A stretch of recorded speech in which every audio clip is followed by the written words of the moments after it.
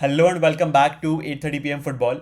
Manchester United, of course, take on Newcastle in yet another late night fixture at Old Trafford, which means if you're a Manchester United fan from India, you're gonna have to stay up till 1:30 a.m. on a Saturday just to watch this game, which is like 5 out of the last 7 games played at 1:30 a.m. Most of them being Monday, this one being Saturday. So I guess that's a slight upgrade. But I'm pretty sure this is one big wicked plot by the Premier League board members who have unanimously voted that if you're a Manchester United fan from India, suffering in broad daylight, wherein you watch your side crumble every single game week, you basically watch them put up mediocre performances, sometimes win, and then you get all that hope, only for you to lose, come crashing down the next game week. No, no, no. All of this is not enough.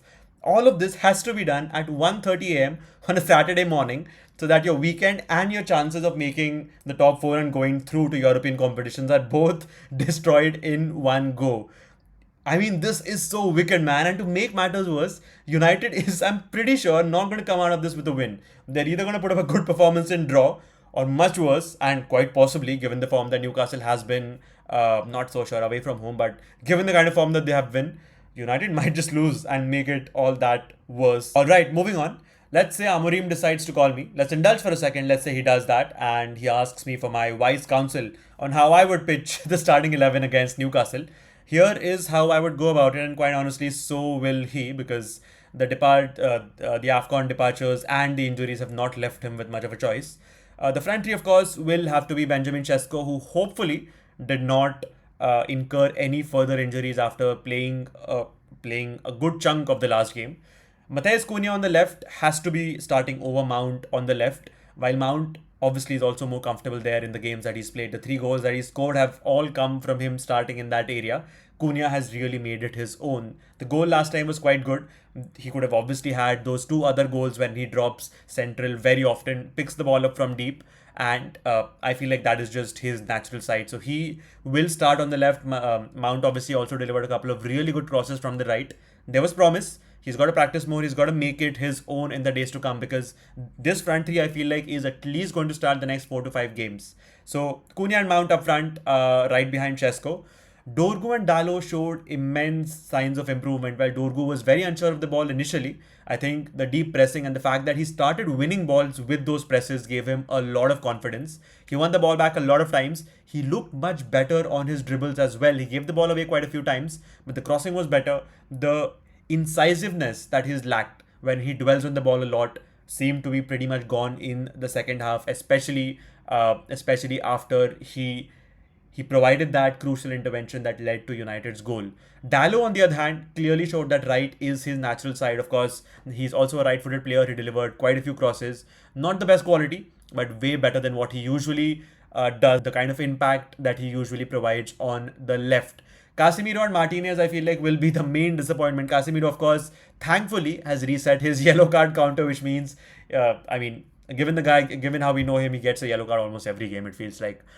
What this means for United is he can go, hopefully, through this entire fixture run of easy fixtures and the 2 tough ones to follow right after without missing a single game in the absence of Bruno Fernandes. Which might also mean, and I know I'm being a little wishful here, that Martinez might start over Manuel Ugarte, who had an absolute stinker yet again. No influence from him, no impact from him, no forward deliveries to write home about. Absolutely nothing that I feel like even Amorim could see, wherein he would hopefully keep him on the bench this time. Martinez, on the other hand, came on pretty late, but the time he was on the pitch, he had good impact. I feel like the only place where he lacks is that physical ability in the air, because Newcastle has a lot of tall players.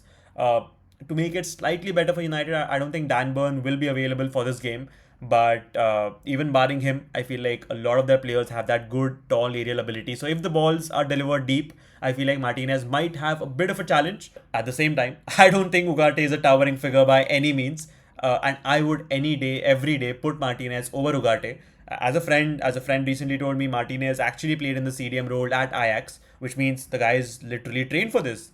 Before being a before being a defensive character, he was trained for this. He needs to start ahead of Ugarte on the left of Casemiro. Back three, unfortunately, might remain the same. Shaw was pretty average in the last game. Aiden Heaven, he did not come up with anything glaring to kind of mask or at least make us forget that performance against Bournemouth a little bit. But Euro and Aiden Heaven have miles to go. They have so much to improve on.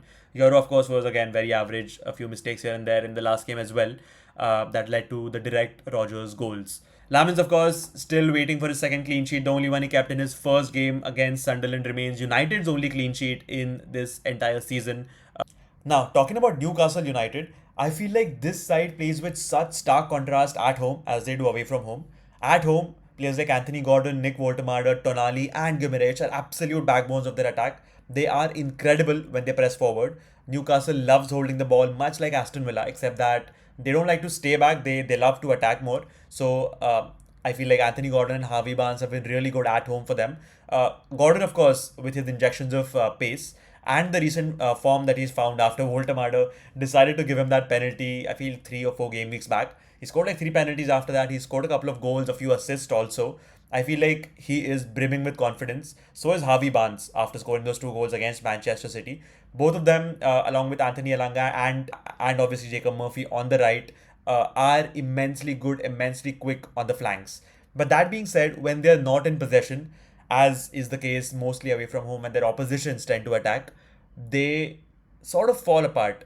Gimenez is not very nice off the ball. His tracking ability is not the best in the game. So is Sandro Tonali, slightly slower than what they would like in that central role. And if United can somehow come up with the kind of performance that they delivered against Bournemouth, Newcastle will be in big, big trouble because they do not have the resources of Aston Villa to basically defend and then take the attack forward. They are a quality team for sure.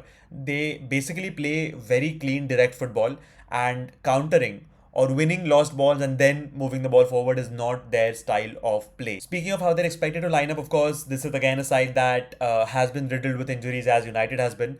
Obviously, Nick Pope is their first choice of keeper, Ramsdale being a very close second. Pope has been out for a bit, Ramsdale is expected to start. The back four also has quite a bit of problems. Fabian Schär, who you would expect to come on usually as a sub, has been starting regularly for the past couple of games, of course, owing to injuries such as Dan Burn. I think Sven Botman's also out for a while.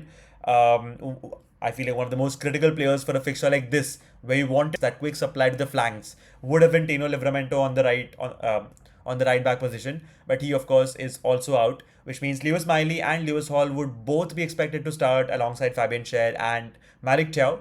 But this poses a new set of problems in and of itself because Lewis Miley and Malik Thiaw have been excellent at set pieces. Thiaw, of course, he has great heading ability. But Lewis Miley has great crossing ability, which means if United fails to clear the second ball out of corners or free kicks, if it falls to one of Hall or Miley, they are not going to be shy of delivering it into the box where someone like obviously Malik Thiaw would be waiting. Fabian Schär, of course, has been known to score from set pieces himself. So all in all, the aerial ability in their defense is quite significant, which means set pieces, I feel, is Newcastle's primary avenue of attack, their primary hope of scoring against United, unless Voltemade comes up with honestly, the sort of clinical finishes that he has been off late, it's been quite incredible. He doesn't get a lot of touches on the ball, but is pretty clinical when he does. To make it better for United, Newcastle only have 2 wins in the last 10 away fixtures that they've faced. They do not score a lot, they concede a lot. United need to show intensity. United need to show purpose in the absence of Bruno, in the absence of Kobe, and all the other players who are missing. So the stage is set at Old Trafford on Friday night under the lights when United takes on Newcastle. If Newcastle were to win, they would of course leapfrog United, go above them in the table. United, who are 13 points off the leaders and only 3 points, more importantly, only 3 points of European places this season, absolutely need to win because Liverpool also has 2 easy fixtures coming up. Expect them to win both, given that they've won the last 3 on the trot, which means United need to win just to basically stay on par with them. Chelsea, of course, will also be expected to win in the days to come. They have a tough fixture in Aston Villa coming up. This seems like yet another opportunity. I know I say that every week. Yet another opportunity for United to consolidate. All to play for at Old Trafford. See you again after the game. Thank you so much for watching.